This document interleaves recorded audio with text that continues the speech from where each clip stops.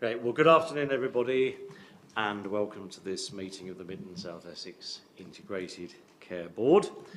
Warm welcome to those members of the public who joined us here in Tilbury, and also to those joining online. The usual polite reminder that this is a public meeting, a meeting held in public, but it's not a public meeting, but very welcome to the members of the public who've joined us.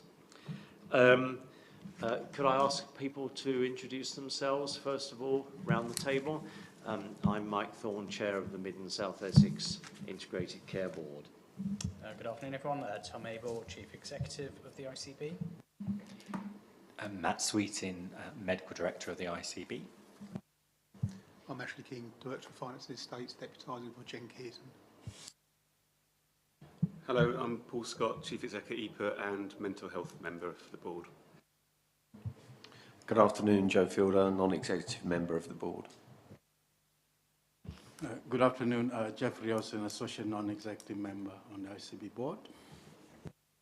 Good afternoon, Lucy Whiteman, Chief Exec of Provide Health and the Group Chief Nurse and a Provider Member of the Board. Claire Hankey, Director of Communications and Partnerships for the ICB. Sarah Muckle, Director for Wellbeing, Public Health and Communities for Essex County Council.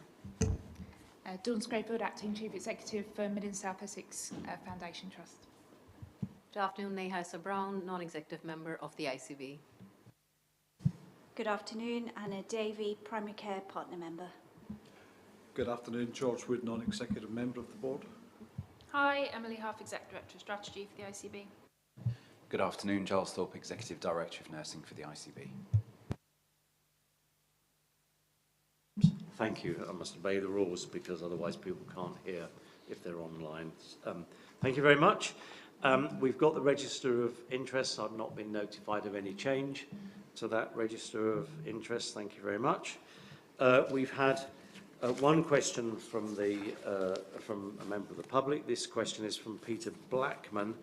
It's quite long, so I'm going to summarise it. The full question will be in the minutes of the meeting, but basically it's twofold. First of all, Mr. Blackman is kindly highlighting the hard work which has gone on from staff within Essex, and especially so in the current context where there is so much change going on in the NHS, and we know that we have got to downsize the ICB community quite considerably, and staff are managing to keep the things going on a day-to-day basis whilst that's happening. So thank you for that.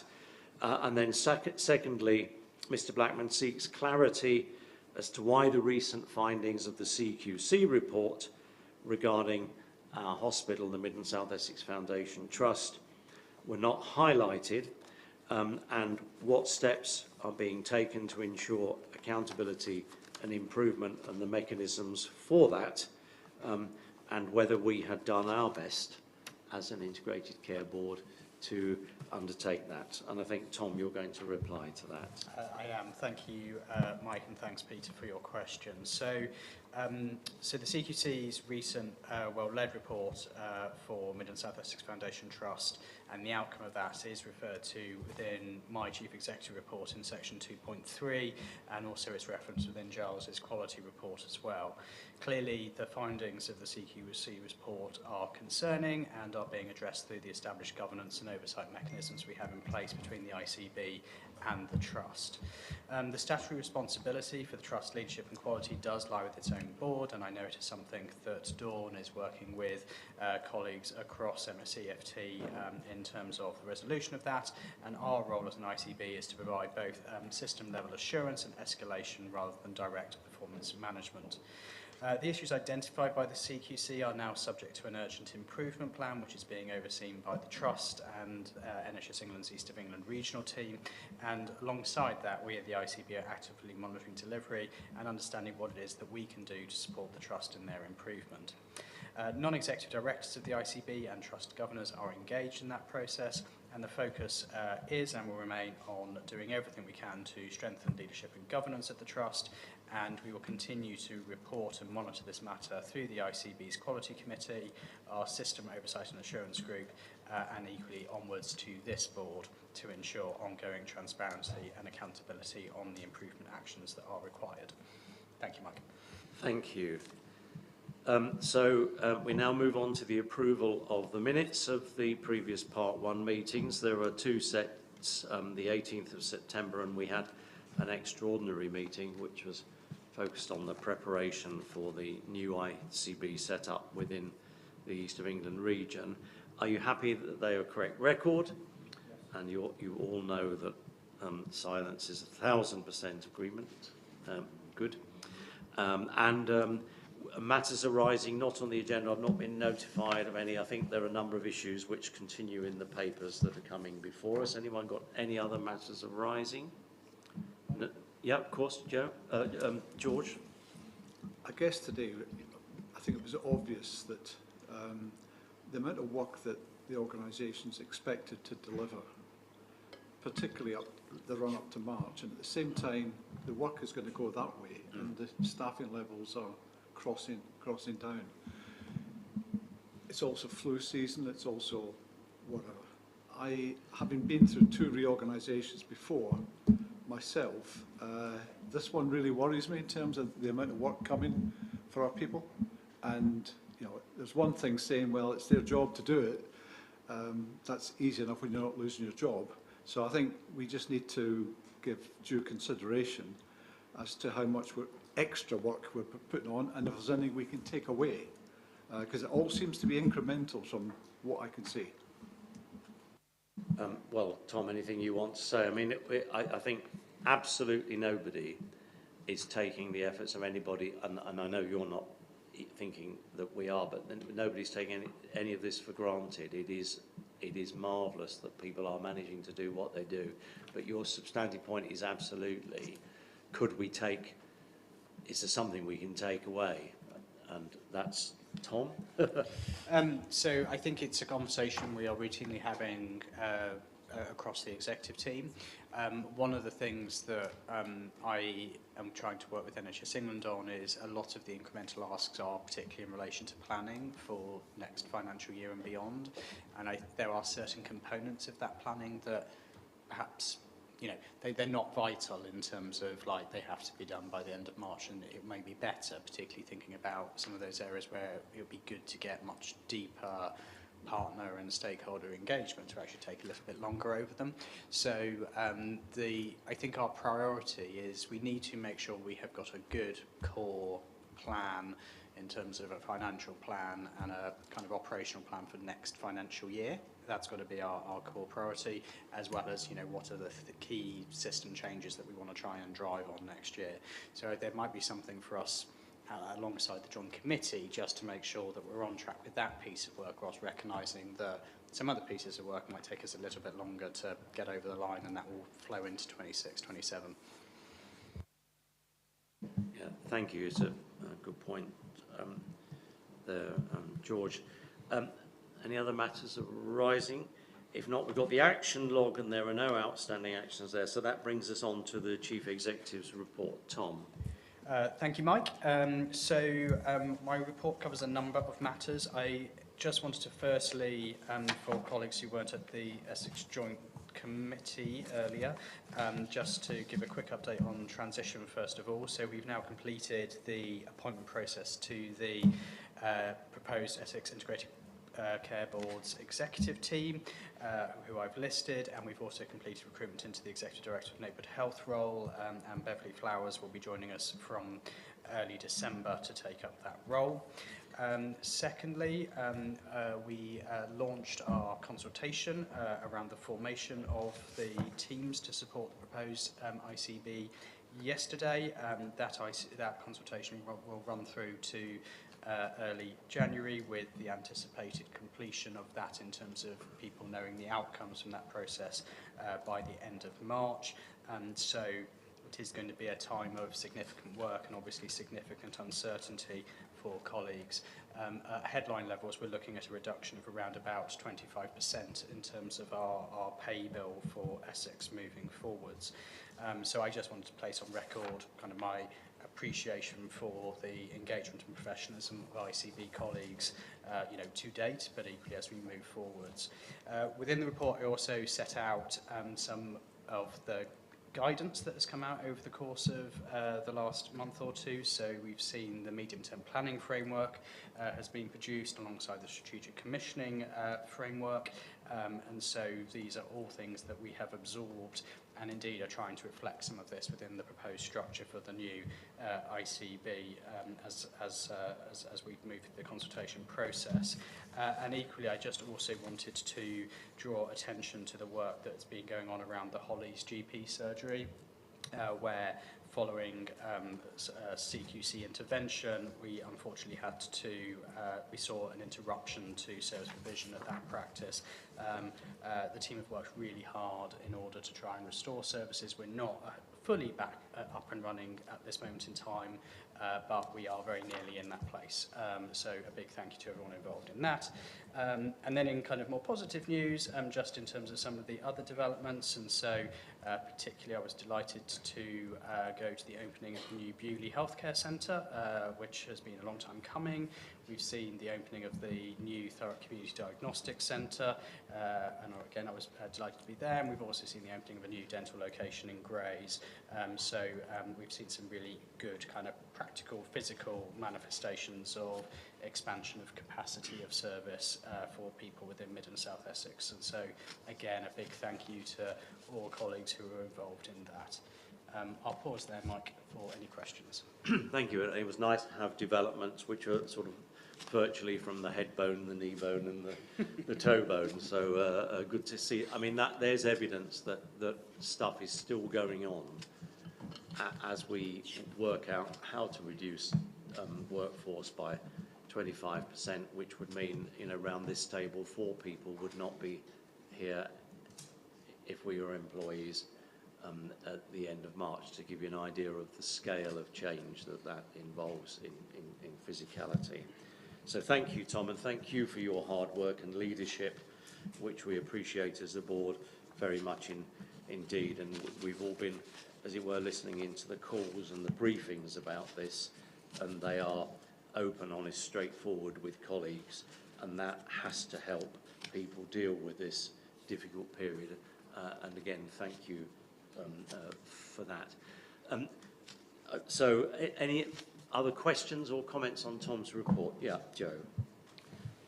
Thank you, Chair. Tom, thanks for a really good and helpful, succinct report, and particularly like the fact you included all the positives, because I think we sometimes don't do enough of that. Just had one quick query, which is about the ICBs and the guidance.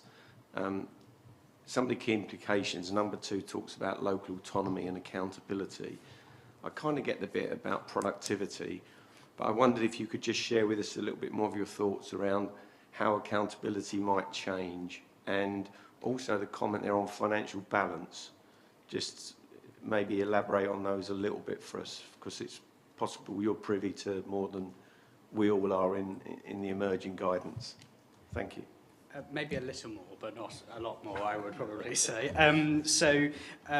So we know that there's going to, so with the changing responsibility, so we will see the loss of, say, system control totals, and so each individual constituent organisation, be that ICB or be that a foundation trust or a trust, will be expected to have a financial plan that ultimately will get them to break even. I think there's recognition that there will be some places that won't be able to achieve that in the short term, and therefore will have to have an improvement plan over a period of time which will be pre-agreed with NHS England, but there won't be the expectation, as there is at this moment in time, that the respective positions of each organisation within a system will be totted up, and an expectation to balance in that way. And so that will work quite differently. One of the things that I know that there's been a lot of work going on, and we expect to see through the new payment regime, is around how we can start to move towards payment mechanisms that incentivise productivity.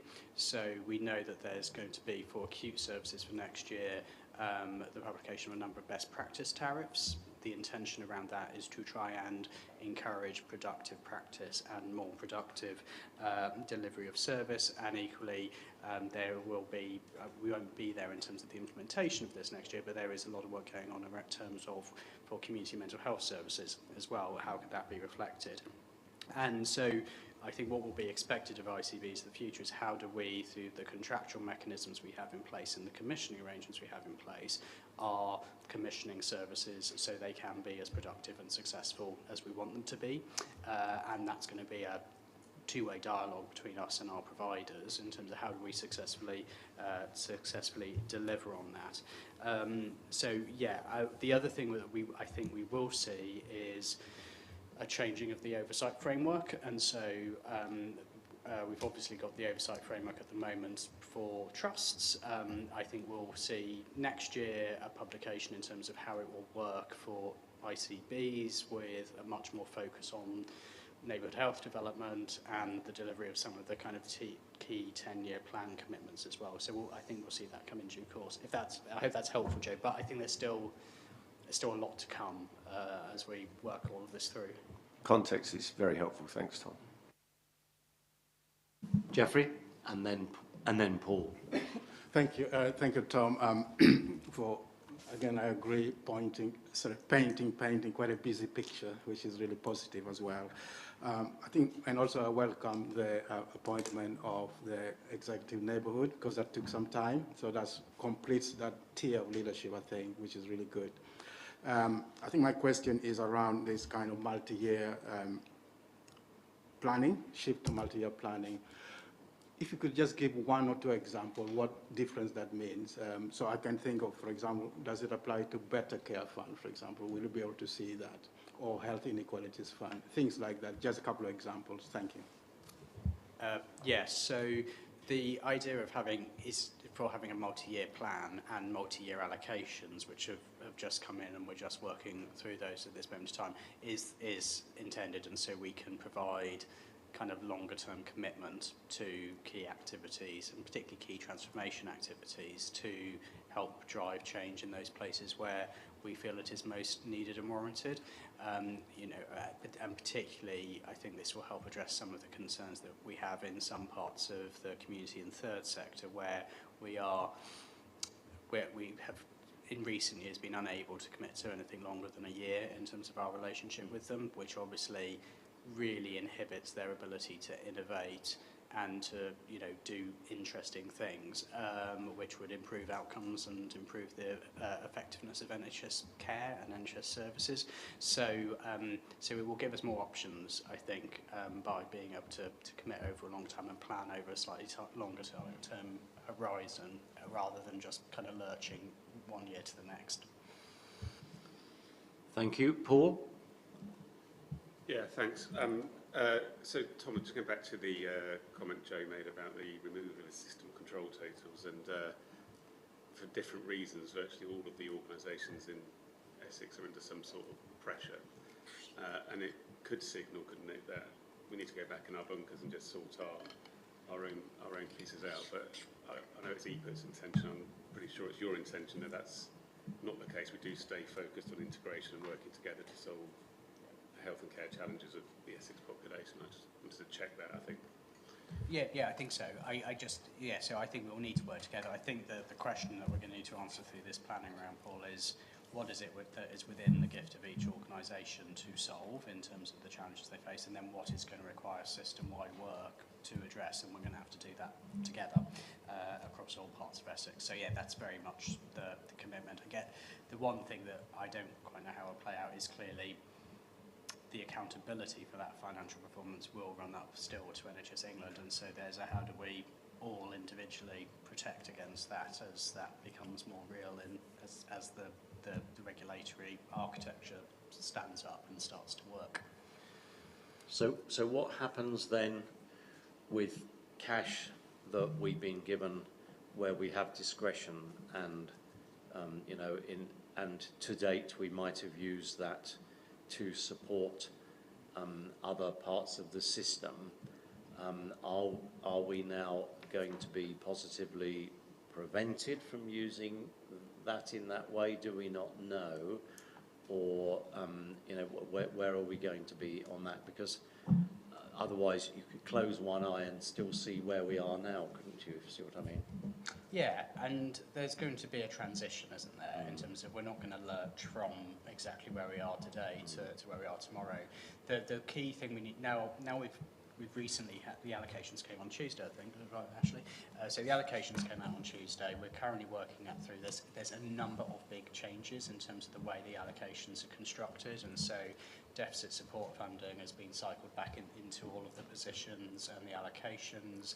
We know that they're making certain changes in terms of to reflect waiting time differentials and things like that. So I think we need to work all that through. We need to compare that to the commitments that we've got across all commission providers across all of Essex. And so there's quite a lot of due diligence activities through transition around understanding exactly what's commissioned where and what the and what that commitment looks like on an ongoing basis, and so we can then understand what our final position is. Now, as I said at the joint committee, we know that we're going to need to balance our investment and prioritisation around the core national priorities around access versus addressing some of the issues around health inequalities and some of those other issues that we know will underpin the future sustainability of the service. And that's where we're going to have to probably have some quite difficult prioritisation conversations about how we work in the future.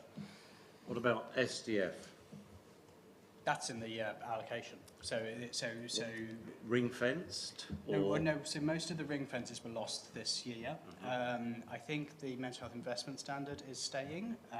So I think that will stay. But most of the SDFs were removed this year anyway, and so that will continue into next. Thank you. Well, you want to come? No. Anything else on Chief Executive's report? If not, thank you. Quality report, Giles. Thank you, Chair. I will take the report as read, but key highlights. As has previously been mentioned, the Quality Summit has been reconvened for Mid and South Essex NHS Foundation Trust. It was originally set for the 19th of September, but now will take place on the 12th of December, which aligns with the leadership changes which have occurred in the Trust and allowed executive within the Trust time to review and consider the concerns which have been raised. Colleagues will be aware that the Trust Well-Led report has been published, and the report findings will form part of the Quality Summit process in December. We will report obviously the outcomes and the plans back through to the Essex Joint Committee as part of governance process. The second section of the report focuses on National Quality Board and National Quality Strategy updates, of which colleagues at the board will have heard some detail in presentation earlier on today. The important thing is to note the alignment of the plans of the National Quality Board alongside Dr. Penny Dash's review of patient safety across the health and care landscape, with a series of connected interventions planned this year.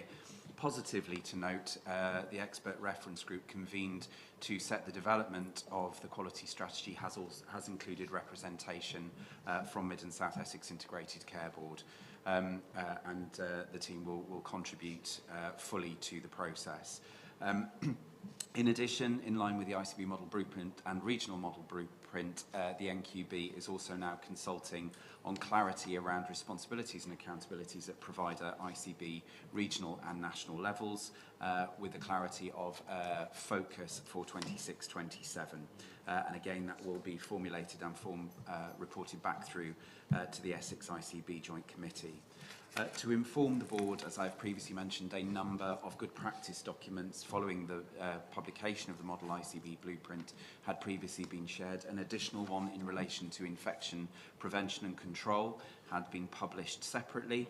And we have been working with the Infection Prevention Control team to ensure that the direction of travel within the good practice document is followed. It is important to note that these good practice documents do not change the fundamental direction of travel which is described in the Model ICB Blueprint. And that concludes the quality report, Chair, and I'm happy to take any questions. Thanks. I mean, would it be fair to say that in the new disposition of responsibilities for quality between ICB, providers and regional NHS, that's something that we're going to have to be working together to find out what it really means, or is it just my lack of reading skills? No, not at all. I think similarly to other guidance, it is an iterative process. I think we are working on this together. We don't yet have the final clarity around expectation, around accountability and responsibility, but positively the national team are engaging with stakeholders across the system so that when this does land, it is clear for all and we're able to move forward and pull in the same direction. Yeah, I mean, we must work together no matter what. And it's not a quality system if it sets one bunch up against another, is it? Indeed. All the research tells you that's hopeless. So we understand that, but it is a new way of working, and well, I guess we'll have to feel our way into it. So, well, we'll wait and see. And is it you who's involved in the national framework? Yes, it is. All right, well done. Lucy. Mike, you sort of preempted my I'm question sorry. actually in part. I mean, I think it's very difficult for providers still at the moment to understand what their new responsibilities are going to be. Indeed, I'm actually holding vacancies and trying not to restructure until those things are clear to ensure that we do take on any additional responsibility appropriately. The other thing I would just reflect on is the alignment or misalignment with any potential proposed changes with the still very old-fashioned CQC regulatory and inspection approaches. So it's hoping that through your national links you can make sure that some of that work is triangulated so that we're not getting mixed messages about what our responsibilities indeed are going forward. Yes, so the work led nationally is by Aidan Fowler, who's now back in the national team, who has previously obviously was seconded into CQC. So I think we've got some really, really good links in that space. So there are positive conversations which are being had to make sure that this aligns. I think underpinning all of this, which came very, very clearly from the expert reference group, was we must reduce duplication. We must ensure that this is a seamless process, that it is open and transparent, and ultimately that the residents that we serve are central to anything that we do.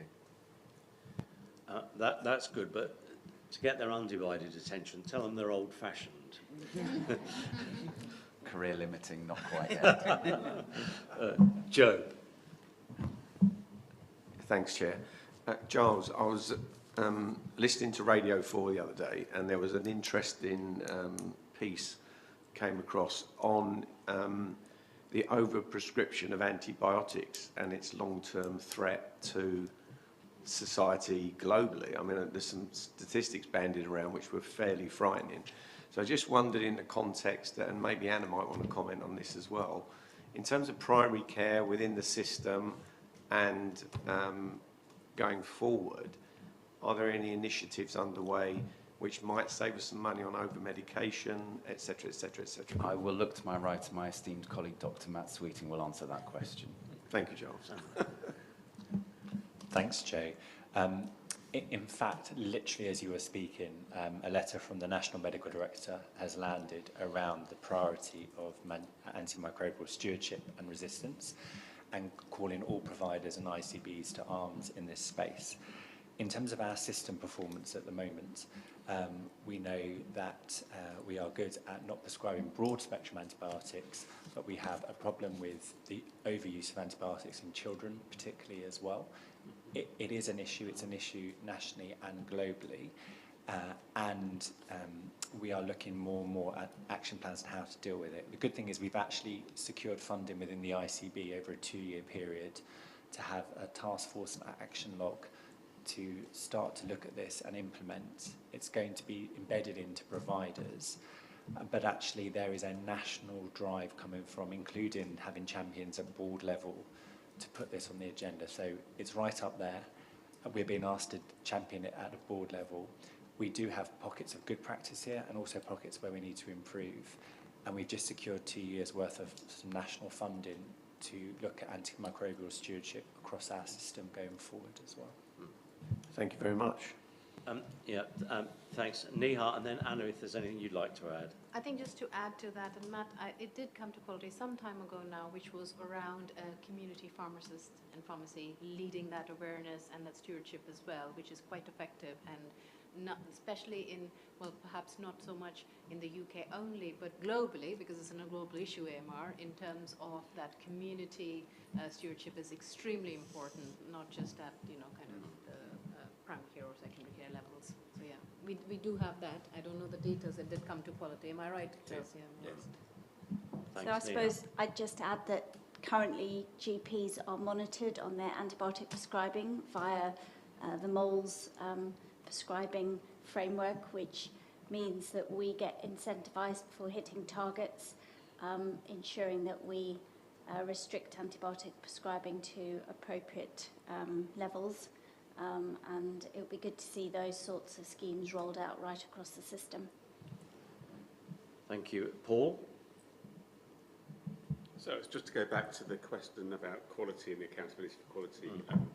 And it's great that, well, there's a question, Giles, I reckon, about how open do you think people are to being influenced about how quality should be overseen? And if they are open, what is this? I presume you'll be speaking to them on behalf of this board. What are we saying? So yes, I think the centre is open. I think the National Quality Board, from the conversations that I've had with members of the NQB, really do want to hear. They are, rather than just necessarily going through formal channels, which of course is appropriate, there are more informal conversations which are being had. I think, as I said, I think the message that they have received loudly and clearly from the whole of the system, and also from patients and their representatives, is make this process simple, remove the bureaucracy, speak in a language that we all understand, and be really, really clear about what you expect from us. And I think that's really, really going to drive the new strategy as it's published. So people can fall back very easily into their old ways of speaking and producing documents. What's been really positive is that's been picked up across the system to say, we have to do something different, we have to have a call to action, and it really is about us collectively achieving what we all say we want to achieve, which is the best possible care as consistently as possible for our populations. And that's great. So they are truly open, and they're rewriting, actually, as we speak, what they've initially put out as a draft. So that's positive. I think that's great, actually, and I think it'd be really important to pick up Mike's point as well about making sure that it's a quality system and not people doing their bits of quality in the system. Yeah, thank you. Sarah, is there any public health angle going back to the antibiotics? Because I remember just a few years ago, one of the biggest areas of overprescription of antibiotics was in preparing meat for human consumption. Chickens being given amoxicillin was one of the sort of big issues of the day. Has that now come and gone? It's not something that's come across my desk in recent years, but I think the focus has mainly shifted on the GP prescribing and the monitoring through that route. It's not a topical conversation from public health routes at the minute. Which therefore means it probably isn't an issue. No. Thank you. So Lucy and then George. Just very quickly, I do think there's work we can still do around public expectations and parental expectations, particularly for children's prescribing. They definitely do feel children are very difficult to support when they're unwell, and they do feel sometimes that they haven't got what they need or want if they're not prescribed, particularly antibiotics. So I still think there's education in that space, and certainly through perhaps some of our children's services we can continue to do that. Yeah, thank you. Well, just on that one, and then I'll go to George. Anna? So just to respond to that, one of the unintended consequences of the drive to increase same-day access means that there is fewer in-person consultations that we will see for children. So more remote consulting and telephone consulting, which is going to increase the amount of antibiotic prescribing, I'm afraid. Right. This is because of an abundance of caution. Yes, that is it. And also it takes twice as long to explain why you're not going to prescribe an antibiotic as it does to write a prescription for one. Yeah. Yes, I mean, there's lots on the NHS website about when you don't need antibiotics, isn't there? It's quite good, actually, but the question is who goes there? And probably if people are trying to get an appointment, they've already been there. Discussion, but pressure on parents, working parents for nursery, and because they won't take it. And actually, even after you prescribe antibiotics, you have to keep the child at home for 24 hours. I see, yeah. So a lot of the parents just straight away go and want antibiotics so they can get kids back. The pressure's gone up the chain, yes. George. Thanks, Meg. I was just going to add that there was an article picking up Joe's piece of Radio 4 that about 8 million adults are on antidepressants. That's gone up every year. Yep. So you wonder what our prescribing bill is if you start looking.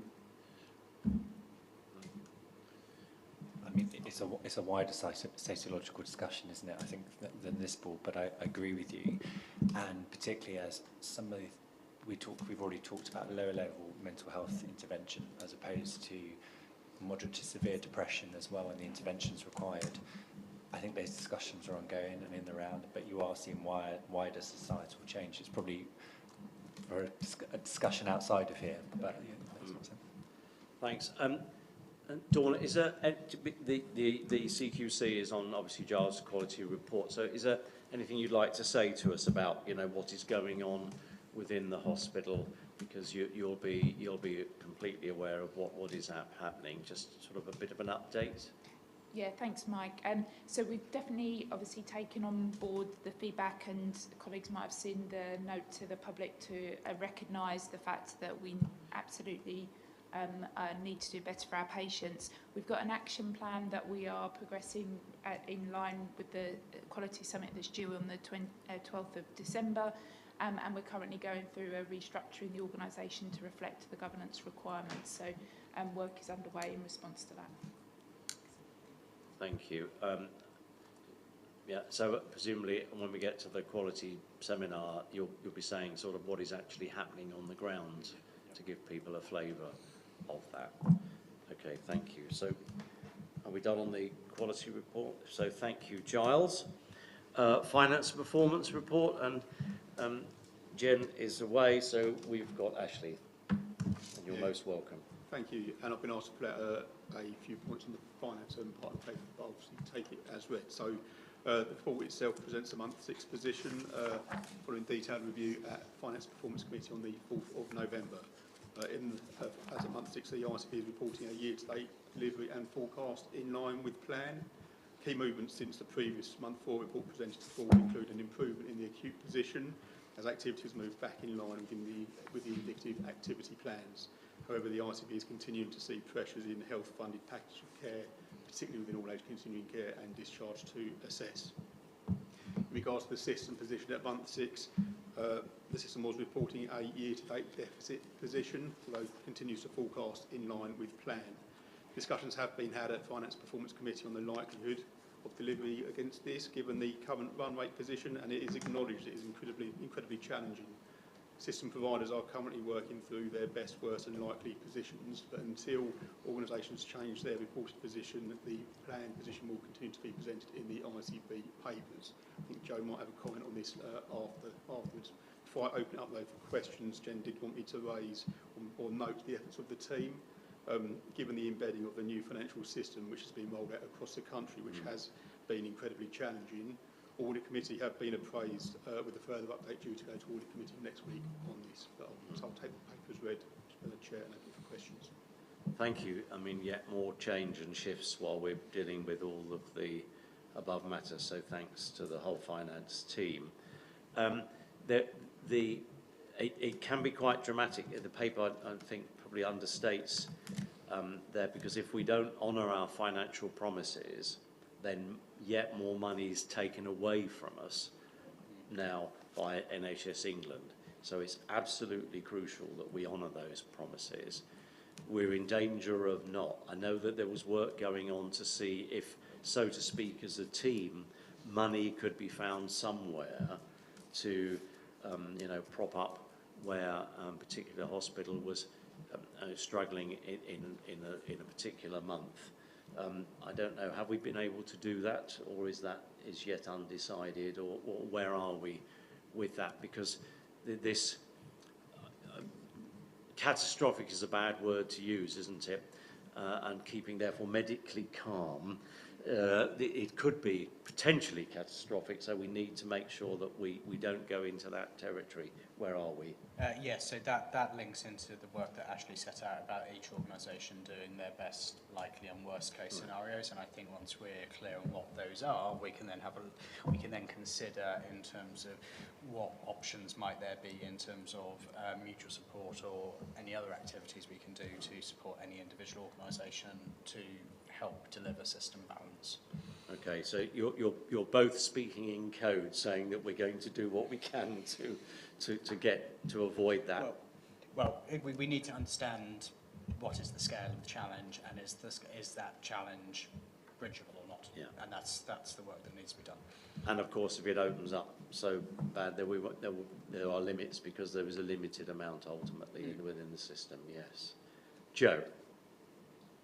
Thanks, Chair. I just welcome the opportunity to say a few words to the board, because this was a subject of quite a strong conversation and debate at F&P, and I think a number of us were of the view that, based on run rate and based on improving value progress and efficiencies and the like not delivered, it becomes very difficult to see how one could forecast we will break even and balance, and that feels then disingenuous to report both to board and elsewhere. So that was our fundamental concern. Notwithstanding that, I appreciate all the efforts that are ongoing, but we do regularly and have regularly heard there's nothing left in the cupboard to raid to make good any shortfall.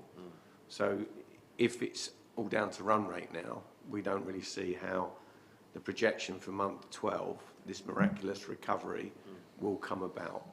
And I just wanted to put that on the record, make sure the board's well aware of that, so we're being transparent and open, because I think, to your comment, Chair, the report somewhat understates that.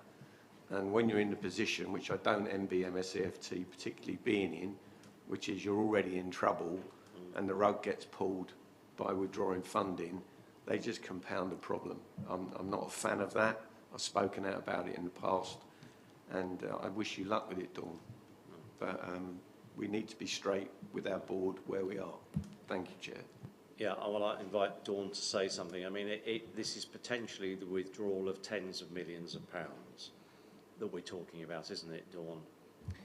Yeah, that's correct. So in terms of the deficit support funding that the Trust has access to for this year, it was planned for £85 million in line with the planned deficit, and currently it's £34 million that we will have taken away from the system if the full plan isn't met. I think it's fair to say that the challenge really is around the reduction in workforce, particularly closing beds, which was one of our key improving value schemes, and also the reduction in some of the outpatient services. So that's another area in conflict with the response to trying to meet the waiting times target. So that's some of the challenge. We've seen good progress in other areas of our improving value programme, but obviously the full target of £117 million for the year is obviously a significant challenge. So, thank you. And we've had recent industrial action, and that's been reported around this table as having, albeit a much smaller pressure economically than any of our sort of day-to-day issues here reported. What has that been like this time in terms of financial pressure? So in terms of confirmation, we haven't got the detail yet because it's only completed earlier this week. But the teams responded well, and we maintained a significant proportion of our elective activity. So we hope not to have lost elective activity during that time, prioritising obviously cancer patient care. But inevitably we did have a number of doctor strikes, so we have only focused on those priority services during that time. But the team did a fantastic job to maintain services during that period of time. Right, and do you have a feeling as to whether the financial consequence of that is likely to be more than last time or less? Not yet. No, I don't have a feel, but based on the performance, I would anticipate it will be of a similar magnitude to last time. Okay, thank you. So shall we then move on to performance report? I'm going to cover this, Mike. In terms of, don't worry. I think in terms of drawing attention to the key areas of concern, so I think the key areas of concern are firstly referral to treatment waiting times, and particularly the number of long waiters. We clearly have a significant challenge in Mid and South Essex. We are working with MSEFT and we're working with NHS England, particularly in terms of to agree the revised trajectory around the long waiting position and what can be done in order to resolve that. In terms of some of the practical actions that we have obviously taken so far this year is we've commissioned significant additional capacity from the independent sector and we are working to look at what other opportunities that we've got in terms of to support some of the most challenged elective pathways, so particularly ENT services, the ongoing procurement we've got around trauma and orthopaedic services, and indeed we also have now successfully completed the procurement around dermatology services as well. Alongside that is cancer performance, which again, this is the cancer access standards and the fast diagnostic standard. Again, there are a set of interventions in place between the ICB, MSEFT and NHS England in terms of the steps required in order to get that performance back on track, because for both of those two areas we are towards the bottom of the league table, so there's a lot of work that we need to do in both of those two areas. And then in terms of urgent and emergency care performance, so we have seen improvement over the course of the summer, but I think it is fair to say we are now seeing winter emerge and the pressures associated with winter, and so I know we are seeing kind of probably unacceptable levels of crowding within the emergency departments within our hospital or hospitals, and so the focused work around the continuing to strengthen the the Strategic Coordination Centre and the Unscheduled Care Coordination Hub is important.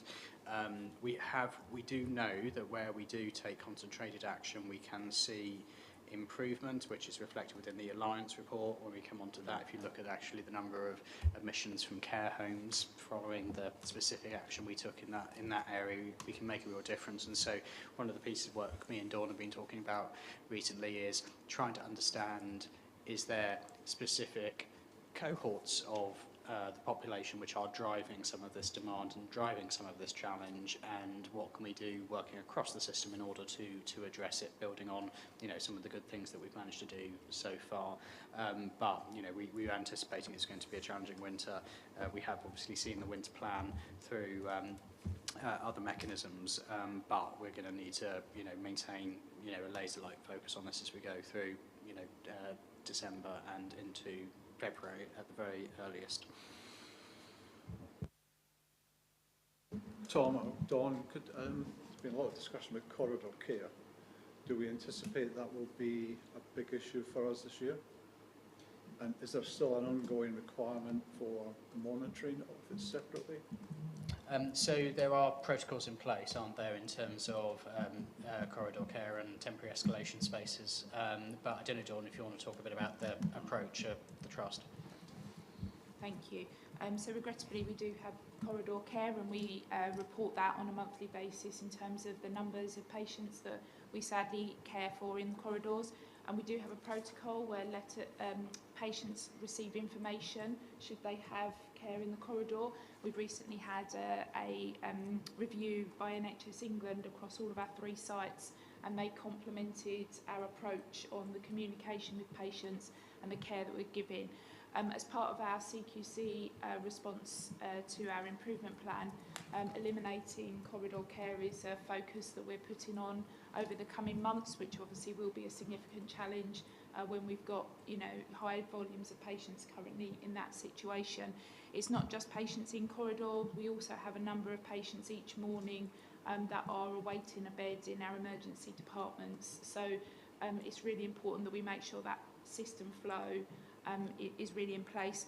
But can I just acknowledge the integrated care hub work, because that is having a massive difference in the impact, and that is impacting. We've got a reduction in the trend for admissions, so we've flatlined in terms of the number of admissions that come into the hospital, but it is the number of attendances that are increasing, which is a significant challenge. Thanks. Thank you. Other questions or comments on the performance aspects of the report? You're happy with the discussion? Thank you. Oh, sorry, Matt, so sorry. Sorry, it was just to mention, we mentioned it briefly, flu is obviously a concern this year as well. So we're seeing influenza A appearing earlier in the season with increasing numbers, and we're seeing that affected in hospital admissions as well. I'm using every public forum at the moment to promote vaccination, which is our most effective method. We know that the vaccine this year is effective. We are doing pretty well in our over 65 cohort. Where we're not doing so well is our children and our under 65s with long-term conditions. And obviously with providers around the room here, our own staff, and preventing transmission that way, because obviously it keeps a healthy workforce. So Lucy, you'll be proud of me. I'm doing my public health bit here as well. But just to really say, we are concerned about it. We do have an effective vaccine. And a big shout out to the vaccine bus that's been rolling out around Chelmsford and others to vaccinate people across Essex. I've been a good boy. Anna? I'm just wondering if we've got any idea why the vaccination rates are lower this year. The initial vaccine rates, there's increased uptake amongst some of our core groups to start off with. So we've seen a better than performance from last year. The wider conversation around vaccine hesitancy is a societal one. Interestingly, the countries with more autocratic regimes seem to have better vaccination rates. We won't be going there. But there are lots of discussions around misinformation and also side effect profile of vaccines. And again, we know the side effect profile of vaccines, very low side effect profile and serious complications, less than 1 in a million. So we are vaccinating more patients than we did last year? Yeah. Okay, so we're doing better than we were? We are, but vaccine hesitancy is a thing. Yeah. But from a very low base. So relatively, we were very poor last year in Mid and South Essex. So although we're doing better, we've still got a long way to go to, get up to kind of good levels of vaccine coverage. So I think we've made some good progress, but opportunity for us to do more. I think I've got Neha, Sarah, Jeffrey, and then Giles. And Claire. Yeah, thank you, Mike. Matt, I attended an Academy of Medical Sciences forum which was looking at vaccine hesitancy and looked at various different parameters across countries. And one of the things they noted in many places was that actually post-COVID hesitancy has increased, of course due to misinformation and some of the, misinformed campaigns and so on. This year, however, one of the speakers opined that because there has been some scientific awareness around, discussions and so on in the public forums as well, which was actually stating that it is more important to get a flu vaccine this time, even though we know that the vaccines are going to be less effective because the new strain mutated in June when the vaccines were made in February. And that has been, unfortunately been used as for misinformation, saying that was the point. And I think I've heard this in various other scientific forums that they're trying to now, manage the communication in a way that it is not misinterpreted. And just to end on a positive note, we managed to do enough awareness that I am a trustee of a local theatre and the Panto cast gets vaccinated because last year we had to cancel 2 performances because of the absences due to Oh, no, you didn't. Sarah. Yeah, so I had a communication from UKHSA last week to say that testing has proved that the current vaccine is very effective against the new strain, so that's good news. The other thing just to say is that we're working with James Halden and the regional team to look at piloting some different approaches to tackling vaccine hesitancy, using some of the voluntary sector to be able to look at getting into communities in a different way. I think learning from COVID is definitely that we need to target carefully, because hesitancy has different reasons for different population groups. So we're going to do one pilot in November and then do something else with a different vaccine in January. So not necessarily flu, but vaccine hesitancy in general. So there is some things that we are trying to change. It's just a really challenging thing to tackle. So I was working my way through the queue, if that's okay. So I think it was Jeffrey next, and then Claire. Oh no, then Giles, and then Anna. Or if I got it wrong? Shall I? Definitely you next. Yeah, I think Sarah's kind of picked on the point I was going to say, which is around the COVID issue and the vaccination and the hesitancy. I think there's a lot of complex issues there. I mean, in another life, I'm involved in kind of how you deal with that and how you work with different community groups to do that. And it's a very long-term process. But this year, the emphasis is on working with people with long-term conditions, like you said, Matt, and also schools as well. So and I was pleased to read something about community pharmacies doing a lot, but because I think there's much more they can do, and that's good. But my question is, to what extent are we targeting and resourcing some of this targeted work with community groups and so forth, particularly around long-term conditions and schools as well? Are we doing anything in that space? Rather than, just to make my point, driving around Essex. Yeah, you're right. I've mentioned one of the interventions from the bus, but Claire, I don't know if you want to come in here actually, because you've been very close to the campaign, haven't you? Yes.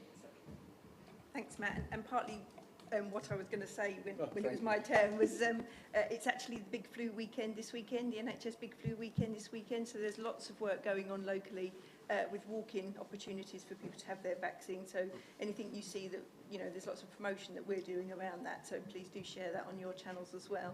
In terms of the targeted approach, we followed the pattern that we have done before. And I'm interested to hear what you were saying, Sarah, about that, because we have got some established work already going on in MSE with our research engagement network around those groups helping to support. And part of the funding that we get a very small amount of funding to support comms and engagement and behaviour change in vaccination. But we do use that for micro grants with voluntary and community sector organisations to help them to promote the vaccine to their own communities. So it's not an authoritarian voice coming from us saying have it, but actually peers and trusted partners within their own communities to do that. And we've had some success for that. It's very small and very low level, which it needs to be to gain that trust with those communities. But that work is there, but we just probably need to look at how we can scale that in the appropriate way so that it still has that really local impact. Maybe you could join the group. It's a very small group, but maybe then we can feed in what you already know and what's happening so we don't duplicate. Yeah, that would be brilliant. Giles. Yes, so to follow on in terms of my public health responsibilities, we mustn't forget RSV. Because we do know that the data is showing that there is an increase in RSV, which can really cause severe problems for young babies and also for older adults. The vaccine is free, so please do remember that if you are pregnant, you can get a free RSV vaccine after 28 weeks. And of course, if you are between 75 and 79, you can also get a free vaccine for RSV, which is available in pharmacies across Essex and Suffolk. Thank you. Anna, I think next. So I've been hearing that there's saturation reaching in community pharmacy. So one of the big changes since the flu vaccine campaign last year is that pharmacies are now actively involved in Pharmacy First, which is a provision of appointments for a range of minor health conditions. Now the remuneration for Pharmacy First consultations exceeds that of vaccinations. So I think we do need to look carefully at what the community pharmacy are choosing to use their limited space for, and it may be that in the future there needs to be more remuneration given to the flu vaccination to make it more likely, or we just have to balance it basically. There's a lack of capacity in the system, and it's not just primary care, it's not just general practice, it's broader primary care, including community pharmacy, that are getting saturated. That will explain why I wasn't bombarded with emails or Exactly whatever. that. We've seen a definite change of emphasis on the ground, away from flu vaccination. Last year I couldn't schedule in with the GP, so we went to the pharmacy, but there were no emails this year. That will explain it, wouldn't it? Okay, thank you. Dawn?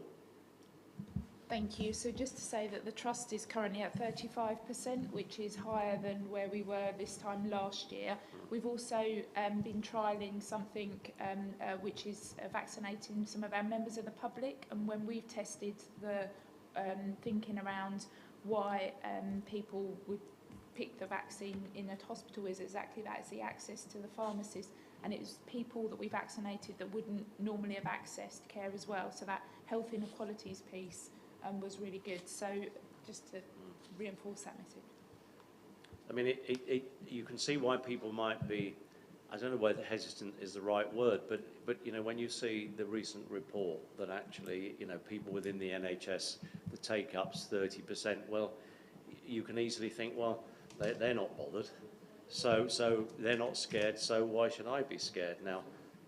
You know, so I mean, one of the things to encourage people surely has to be for us to work on those numbers, doesn't it? Because it just says it's not important. So as part of my NHS appraisal, I'm asked if I'm fully vaccinated, including flu vaccination for frontline healthcare professionals. Yes. So you know, it's certainly an expectation of general practitioners that we are vaccinated. Okay, well, so is that it on the performance report? We've sort of veered into important territory as we prepare for winter. Thank you very much. Primary Care and Alliance report. And who's talking to that? Emily? Yeah, I'm going to talk to that for this month. Very exciting that Beverly will be taking this over. But it's been great to have the opportunity to get to know our alliances and our primary care space in more detail over the last couple of months. And I'd like to extend my thanks to all the colleagues in that space for their kind of ongoing support and work during a significant period of transition for them. And as you'll have seen, if I take the report as read, there is a huge amount of activity and some great progress that's being highlighted in this agenda, and much of it has actually come out through the conversations that we've had already. So Tom has mentioned a couple of the successes we've had in the primary care space, the new kind of Beauty Health Centre. We've got our first kind of learning disability friendly practice. We've just had a conversation about the support that pharmacies are providing around supporting the winter vaccination programme. We've had huge uptake and interest in extending our dental access and meeting targets, potentially exceeding those targets across Mid and South Essex, and a new dental practice as well. And all of that is supporting Mid and South Essex to just be ahead of the national average of access to consultations within 14 days across primary care. So I think that's something to celebrate, although I'm sure we can always do better, and we will keep focusing on that.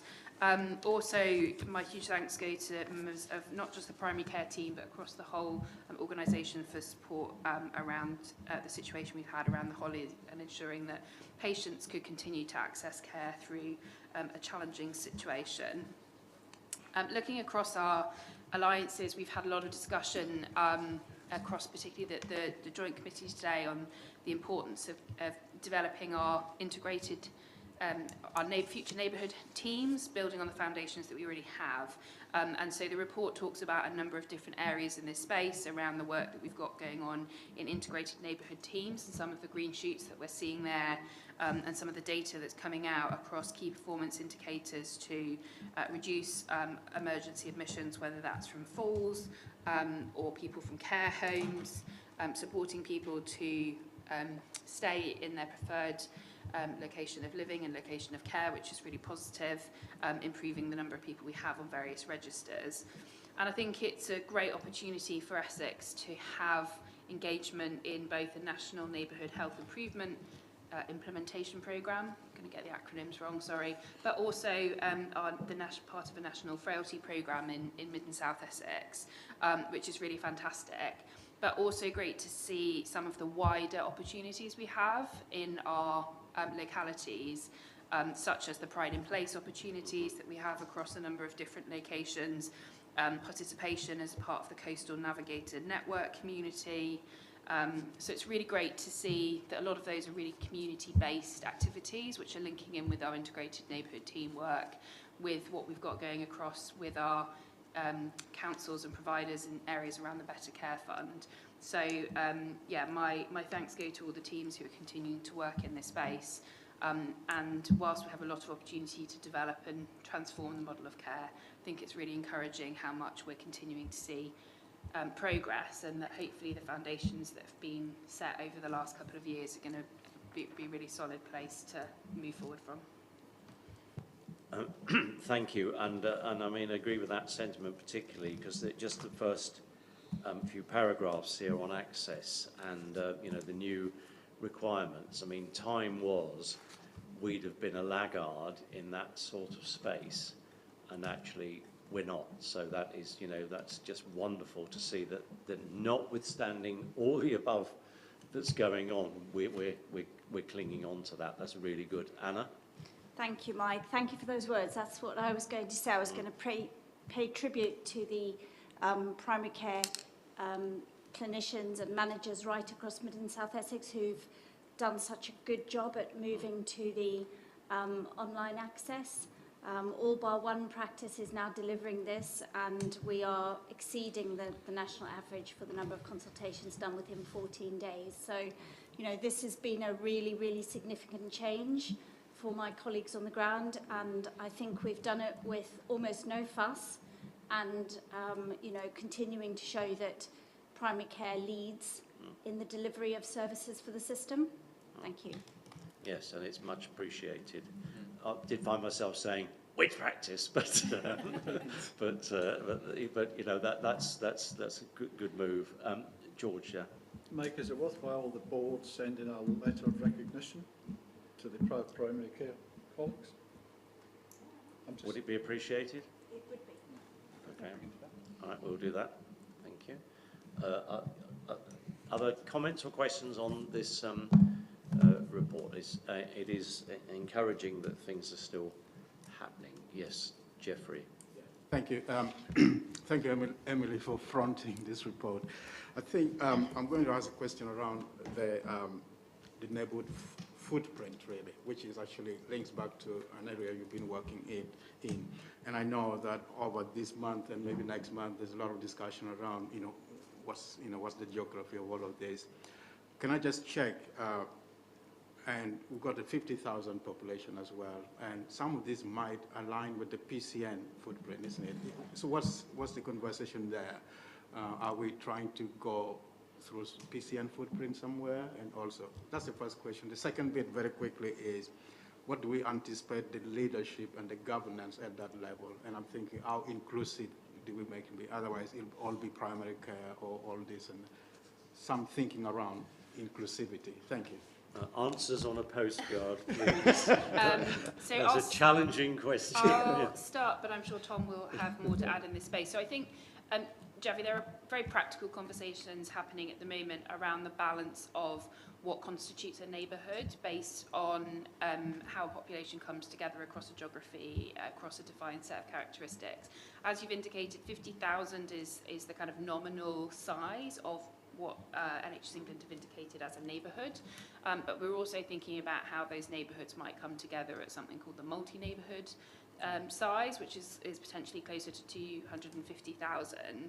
I think there's a recognition across the country, not just in Mid and South Essex, in how primary care networks previously evolved, that they weren't always neatly geographically focused, and that will form part of the conversation that we need to have in terms of forming the right neighbourhoods for Essex to get the best outcomes for our population. Those discussions are being had actively at the moment, both through our alliance partnerships and through leadership conversations that Tom and James Holden are leading. So I think that's a very active discussion at the moment, and I think part of those conversations will also form the second part of your question, which is what's the right kind of leadership and governance in that space.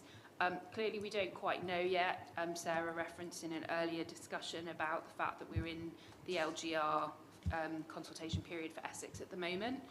And so the other thing we're trying to balance is how do you define neighbourhoods for Essex in that uncertainty, given the importance of upper tier local authority footprints for the future, alignment around neighbourhood health plans, which will need to be often at that level. So I think there's a tightrope to be walked at the moment in terms of how we get those communities to come together without tripping ourselves up in what we don't know about the future yet.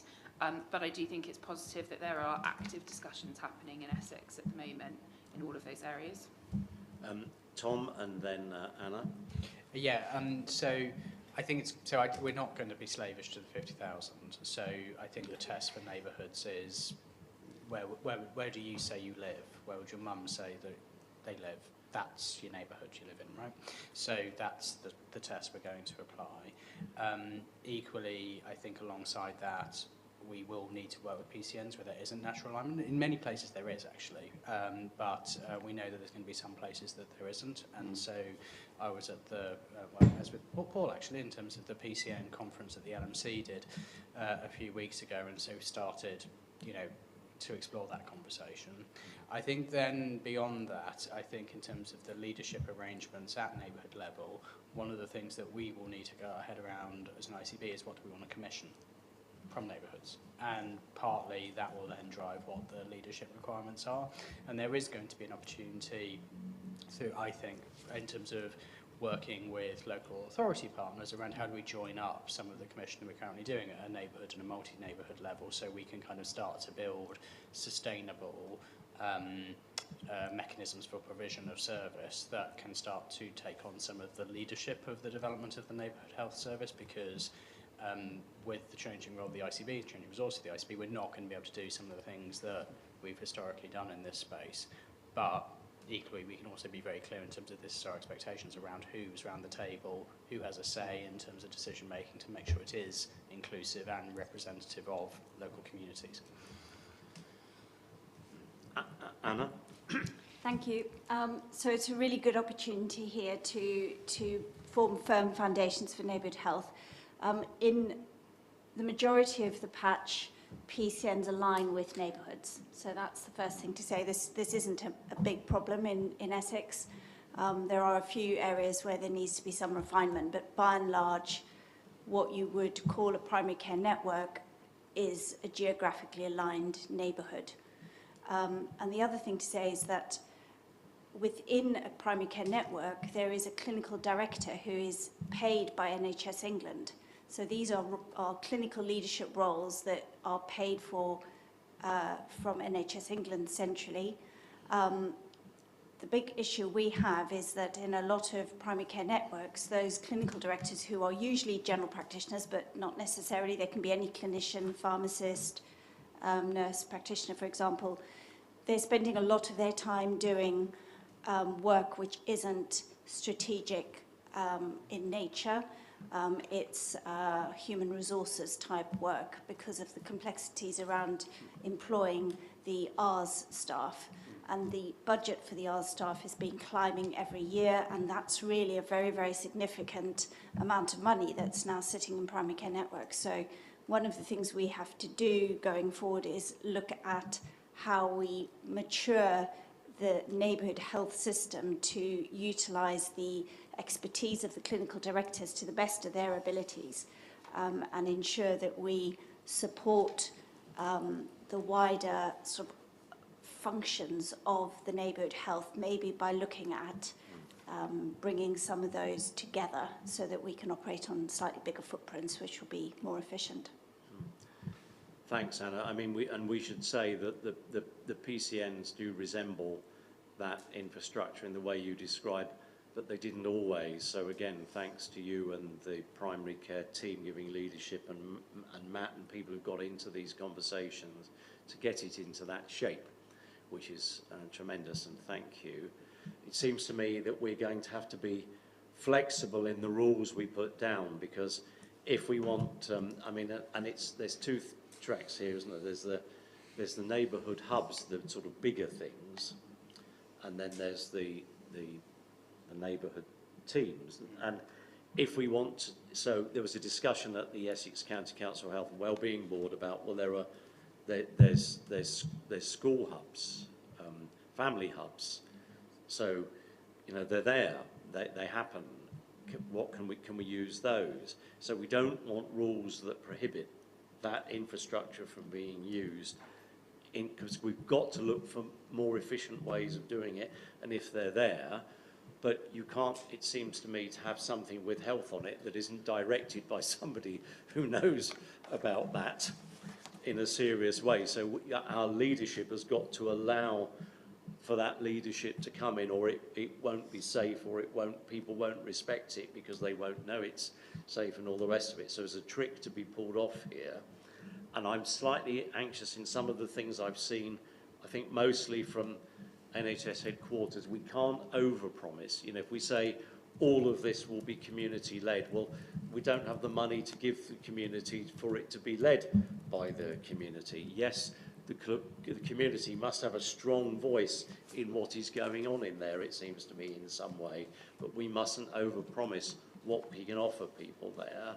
And I know there are examples, and you know, my lifelong example, and it's still there now, is the Bromley by Bow Healthy Living setup. That there's 4 GPs who are connected into that. It's set up as a charity, so it is led by the community. But if you're going to put that in place, you'll need to have the money to help that charity get set up in the first place. I think they're now self-sustaining. You can go on their website and see the huge list of organisations that they managed to garner money from. But that doesn't happen overnight. You have to pump prime people in order for that to happen. So I just think we've got to make sure that we offer up a view about how this will be put together that is realistic. And, you know, and we were earlier talking about hospices, which exist under the same sort of framework and are now struggling. And there have been national reports about that. So we've got to come up with a model which goes with the grain, gets community involvement, has the respect of the community because it is medically informed, and then it's also affordable. So I think that's what you were saying, Jeffrey, really politely, isn't it? Okay, anything else on this report? If not, then thank you very much. Very encouraging. General governance, the board assurance framework. Tom, you're going to talk about that? So, yes, this is here, I think, for noting, isn't it? So this is the November version of the board assurance framework. I think the 7 BAF risks which are identified, I think we have probably spoken about a number of these as we've gone through the agenda today. I guess the one area we haven't particularly covered is around the primary care estates capital item, which might be something we want to look at in due course, actually, thinking about the future role of the ICB in respect to estates and primary care facilities and community facilities more generally. But I'm happy to take any questions on that. I think we should come back to that at some point, but before the end of the year, financial year, so to speak. I did wonder, I mean, we've been discussing, we've been very lucky in that we're holding body and soul together with a workforce that's being threatened by, you know, redundancies and so on. So, you know, the workforce instability, it's only under MSEFT. Have we captured that risk adequately, do you think, for ourselves?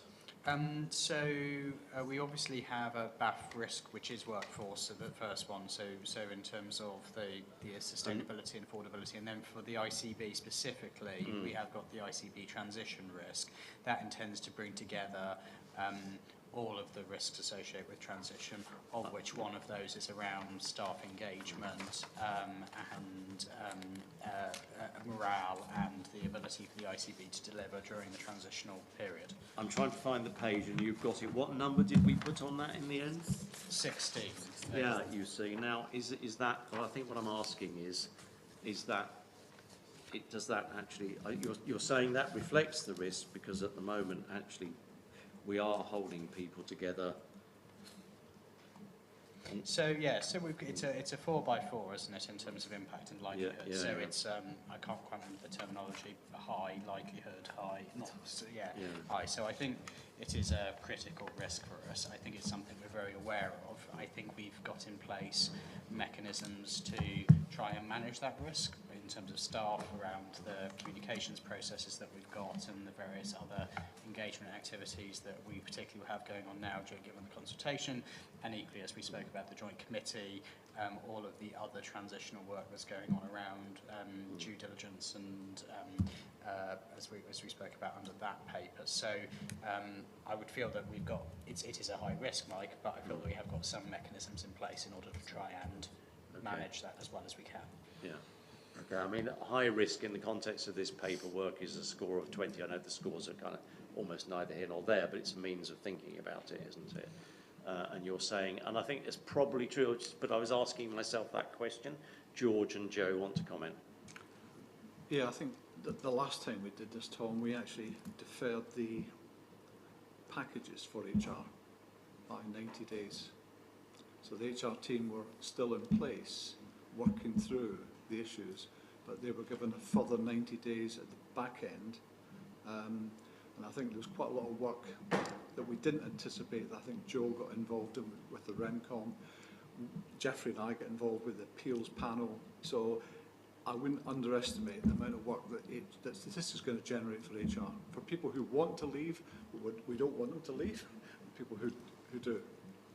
Yeah, so we have brought in specific additional external resource to supplement HR, and clearly there's been quite a lot of learning, I think, from the last ICB reorganisation. So policies have been updated significantly and indeed recently approved through remuneration committee to try and minimise that work where it's appropriate for us to minimise that work, but equally also to think about how do we manage things like the voluntary redundancy process. And so it isn't such an elongated process, although there are some restrictions which we hadn't envisaged from the national scheme that we're just getting our heads around, but we think we've got a mechanism so we can run the process in a slick, tight way. Well done. We minute that carefully and see what happens. But I mean, obviously, you're setting plans, and we hope it does go well. Joe, and then I'm going to try and give us all a few minutes back, having had that hiatus in the middle of the afternoon. Joe. Thanks, Chair. It's just a minor point, really, and you mentioned the scoring is not the be-all and end-all, and I would accept that. I just wonder if we need to try and align the report to the scoring a little bit more. If you look at our view of finance, we're scoring it 4x4 at 16, and our provider's scoring it at 25, which I would suggest is more realistic. So we probably just want to look at a few critical ones for alignment would be all I would say, Chair. Thank you. I think that's a very good point. Yeah, and people are nodding. Thank you. Thank you, Joe. Okay. Thank you. I'm going to move us on. We've got some new policies. They've been in various places. Everyone happy with those? Thank you very much. And we've got the approved committee minutes. We're not there to challenge those. Does any committee chair want to raise anything specific out of those? If not, thank you very much. I've got no other business, and we've got the date of the next meeting is there. Thank you all very much. And many of you have been here pretty much all day. Much appreciated for your time and commitment to this. Thanks very much. Safe journey home. Thank you, Mike. Happy Christmas.